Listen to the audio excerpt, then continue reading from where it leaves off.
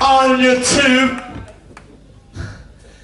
We'll have to do something off our first album now. Take it, Diddy. I can't play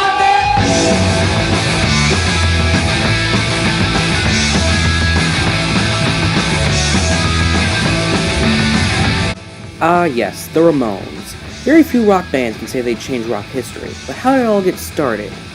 That's what I'll be discussing today in defending a classic of the Ramones' debut album. The Ramones initially formed in 1974 in Forest Hills, Queens, New York, with the original lineup of Tommy, Dee Dee, Johnny, and Joey Ramone. Now, none of these were their actual last names. They adopted this moniker from Paul McCartney of the Beatles when he would originally sign into hotels under the moniker of Paul Ramone, so as he would not be noticed. The Ramones initially took huge influence from the Beatles, as a matter of fact. The Ramones initially lit up the now legendary New York City venue CBGB's with their hard-hitting electric sound that had not been heard in rock and roll before. So in January 1976, they decided to go in and record their very first studio album. Now, one of the more impressive things to note about this debut album was that by the time they went in to record for Ramones, the Ramones had 35 songs ready to go. This is enough for not only the Ramones, but for their next two albums, Leave Home and Rocket to Russia. So when they got into the studio, the Ramones wasted no time at putting down their album. The album only took 7 days to record, which for the time was extremely impressive. They spent 3 days on instrumentals and 4 days on vocals. One of the main parts for this short time span was, one, the songs were not very short to begin with the longest being I Don't Want to Go to the Basement at 2 minutes and 35 seconds, but also due to the band's collective efforts to record with as little takes as possible. This also led to the album being very cheap to produce, only costing around $6,000 at the time. This is extremely cheap for an album if you know anything about production, especially for the time, since how albums were known to run at roughly $500,000.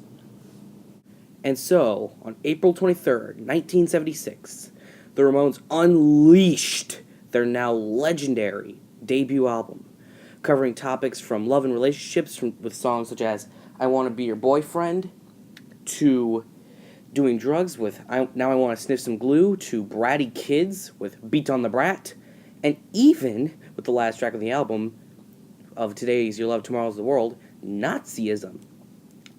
These guys had a dark sense of humor, and as a matter of fact, the Nazism got so extreme that Today Your Love, Tomorrow the World actually has a cut lyric.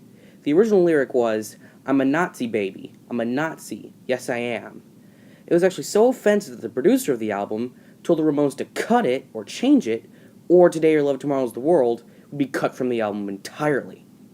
Obviously, since they wanted to keep the song in, and why wouldn't you, it's a really great way to close the album, they changed up the lyric. However, in the live version, you can still hear Joey blast through this unused lyric. Now, although the album wasn't too long, cramming all 14 of its tracks into just 28 minutes, this album accomplished more in 28 minutes what most albums could have done in 70 plus. This album had great, hard-hitting guitar riffs that were simplistic, but still hard-hitting. Bass lines that are catchy and always got stuck in your head.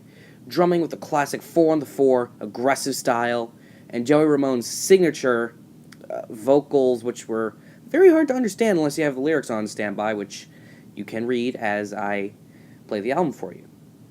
Now, initially, this classic did not perform well commercially, only peaking at number 111 on the Billboard 200, which for the time would have considered a commercial flop.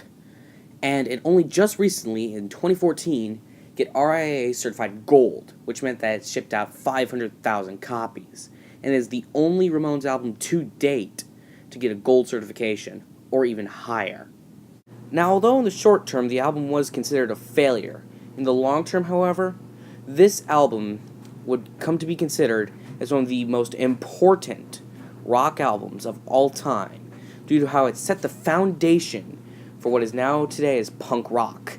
This album, and the band The Ramones in general, ended up influencing such as Minor Threat, Black Flag, Sex Pistols, The Clash, Bad Religion, Descendants, and even some big bands such as The Offspring, and Metallica, and The Misfits have all paid tribute to the Ramones and paid their influences to them by covering their songs and well, just overall adopting their musical style.